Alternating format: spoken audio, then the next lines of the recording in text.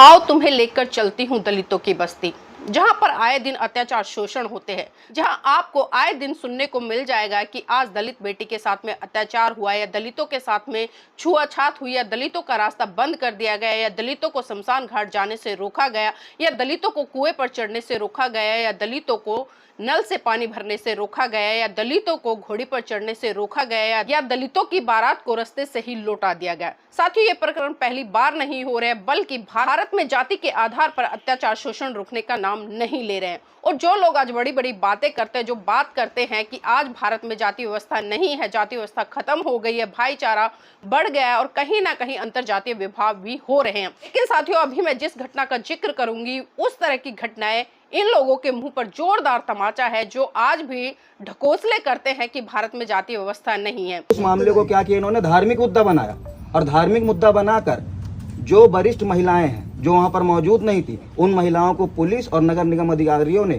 थाना कोलगांव में ले जाके बंद किया, रात तक रखा और उन पर फर्जी मुकदमा कायम किया।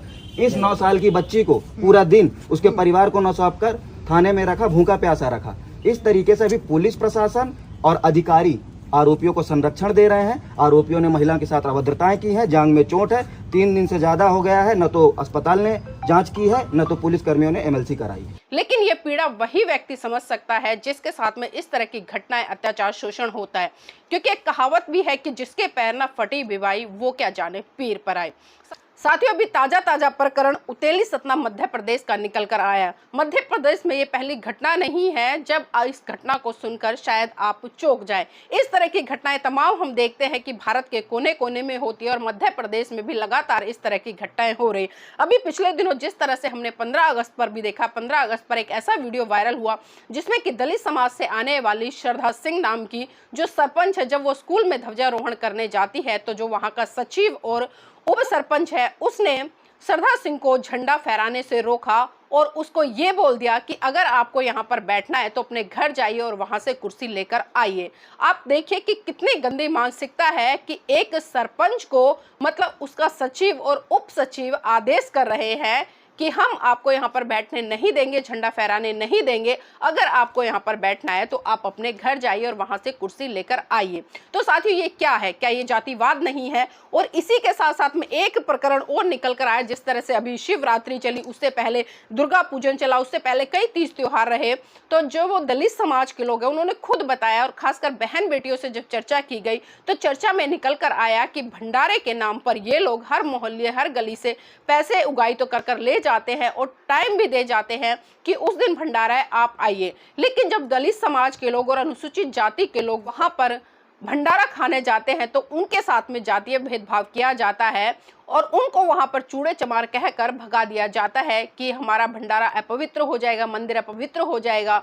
तो साथियों, बताइए क्या ये जातिवाद नहीं है? जो लोग कहते हैं जातिवाद खत्म हो गया है। और इसी कड़ी में हम देख रहे हैं कि साथियों, एक के बाद एक भारत देश में बहन बेटियों के ऊपर अत्याचार शोषण जो हो रहा है जाति के आधार पर हो रहा है। लेकिन साथियों, मैं लेकर चलती हूँ आपको मेन मुद्दे पर, जिस मुद्दे पर मैं चर्चा करना चाहती हूँ। सतना में उतेली सतना मध्य प्रदेश, जो कि अनुसूचित जाति की बस्ती है, वहां का प्रकरण है। और प्रकरण साथियों कुछ इस तरह से है कि दलित समाज के जो लोग, जो अनुसूचित जाति के लोग हैं, वो जिस रास्ते से होकर गुजरते थे वो रास्ता स्वर्ण समाज के लोगों के यहाँ से गुजरता था।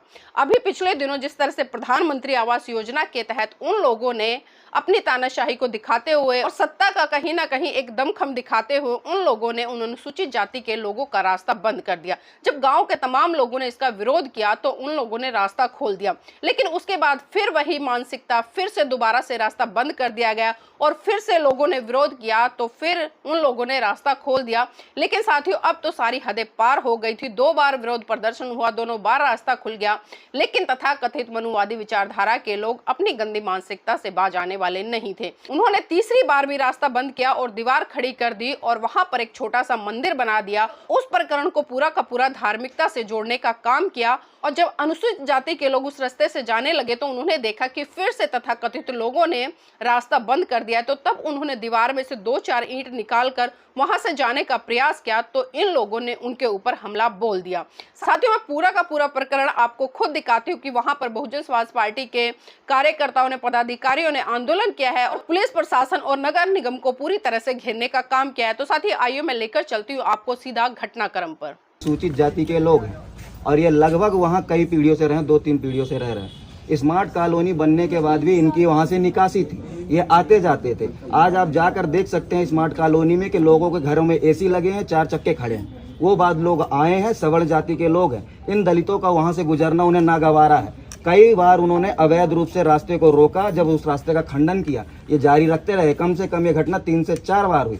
इन्होंने कई बारी आवेदन नगर निगम आयुक्त को भी दिया, लेकिन कोई कार्रवाई नहीं हुई। इन्हीं के बस्ती में रहने वाले पटेल महोदय को मुन ब्राह्मणों ने एक छोटी सी रास्ता का जगह दिया, लेकिन इनका रास्ता रोका क्योंकि ये जाति के लोग हैं। अभी उन्होंने किया क्या है, उस रास्ते को रोका। जब इन्होंने अवरोध किया उस विषय का, तो उसे हम जिस मामले को, बात सुनिए पहले, बात रोकिए मत। उस मामले को क्या किया इन्होंने, धार्मिक मुद्दा बनाया। और धार्मिक मुद्दा बनाकर जो वरिष्ठ महिलाएं हैं जो वहां पर मौजूद नहीं थी, उन महिलाओं को पुलिस और नगर निगम अधिकारियों ने थाना कोलगांव में ले जाके बंद किया, रात तक रखा, उन पर फर्जी मुकदमा कायम किया।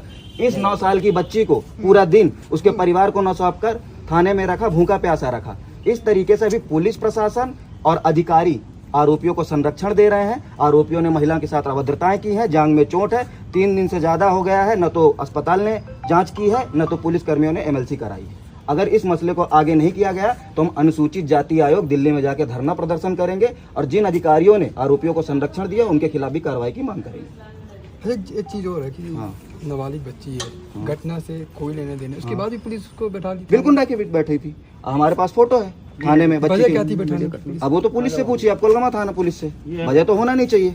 अगर आप घटना स्थल पे मौजूद नहीं है, किसी को 60 वर्षीय महिला को, 65 वर्षीय महिला को, तो आप आरोपियों को संरक्षण प्रदान कर रहे हैं, बस्ती में दहशत बनाना चाहते हैं, अवैध रूप से आप रास्ता बंद करना चाहते हैं, क्योंकि शेड्यूल कास्ट के लोग हैं, शेड्यूल ट्राइब के लोग हैं।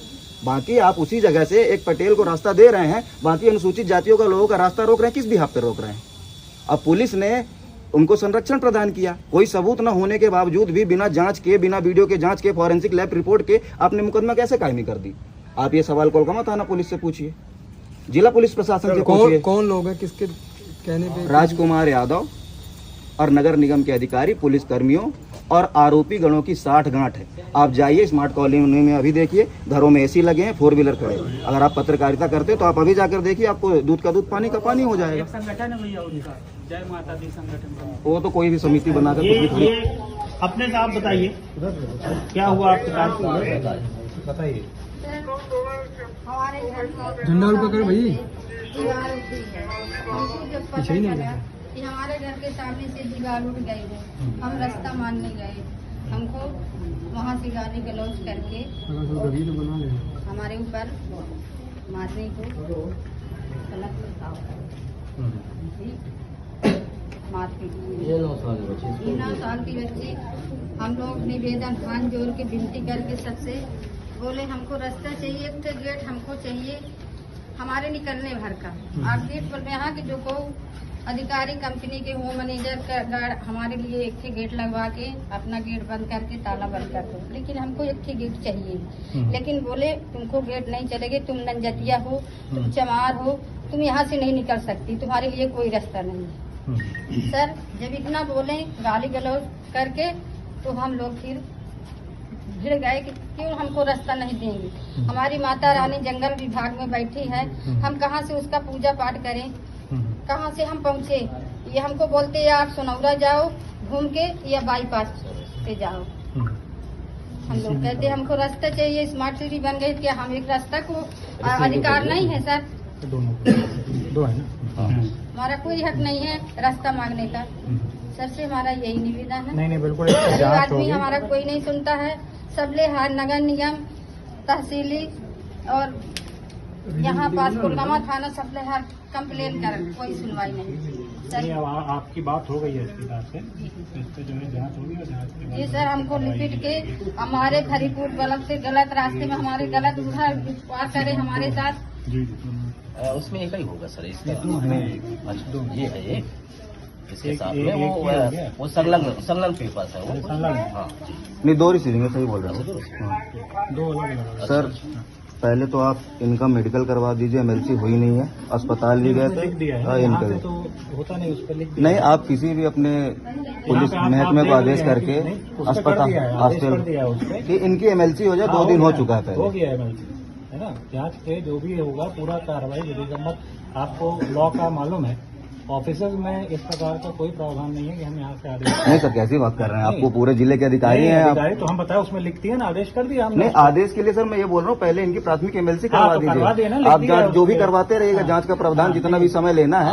और जो आरोपी हैं, मुख्य आरोपी हैं, उन पर आप विधिवत कार्रवाई कीजिए, उनकी गिरफ्तारी करवाइए सर। आप कहने का और जो आपकी विभागीय जांच है सर, नगर निगम की है, पुलिस महकमे की, जो आपका प्रोसेस है उसके साथ हम आपको कोऑपरेट करने को तैयार है। लेकिन जो अपराधी हैं लगातार इन पर दबाव बना रहे हैं अभी भी कि तुम पुलिस थाने कोर्ट कचहरी जाओगे, तुम्हारे साथ और अत्याचार बस्ती गिर जाएगी, करेंगे। तो बस्ती पहले पूरा इनका आप मेडिकल करवाइए, इनके जांघों में चोट है, उसकी तो एमएलसी होनी चाहिए सर। एमएलसी क्योंकि 24 घंटे से ज्यादा हो चुके हैं, 48 घंटे हो रहे हैं। ठीक है, हम बता दे रहे हैं आपसे। और जो आरोपी हैं राजकुमार यादव, द्विवेदी जी, मिश्रा जी, इनके खिलाफ सख्त कार्रवाई FIR जारी करके इनको गिरफ्तार किया जाए हाँ, सर। वास्तव इसलिए कि फिर भी कर सकते हैं, आगे भी कर सकते हैं। वही घटना स्मार्टफोन ये बच्ची थी। से जो हनुमान जी के मंदिर की तरफ अब ये बच्ची को थाना में बैठाया गया सुबह शाम तक। ये जो कोलगांव में जो घटना है, ये ज्ञापन देने आए हैं, तो इनका ये कहना है कि वो अरे उस दिन वो मंदिर वाला बेचारा 24 तारीख वाला, तो उनको बता दीजिएगा कि अपना इनका भी कुछ कहना है कि बच्चों को चोट लगी है, एक महिला को चोट लगी है, तो इनकी MLC वगैरह करवा दीजिएगा कोलगांव में।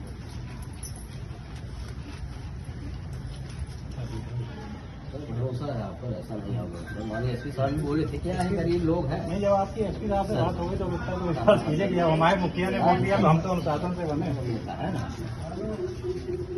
क्या है, बेचारे गरीब महिलाएं बेचारी, उनके साथ आप बात नहीं कर सकते। जैसे रहे कि 60 से 61 साल की उम्र की हमारी, मतलब हमारी उम्र का कोई लिहाज नहीं। ये 60 साल 33 साल के 9 साल की बच्ची है। और वो रास्ता सर पहले से ऑलरेडी 20-25 साल से निकास कर रहे हैं। सरकारी रास्ता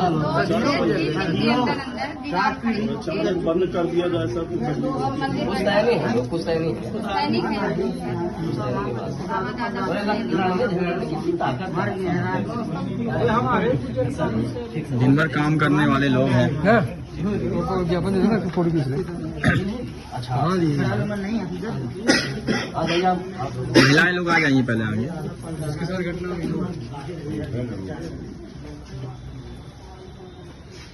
अंकित भैया इधर से ले लो, अंकित भैया ले लो।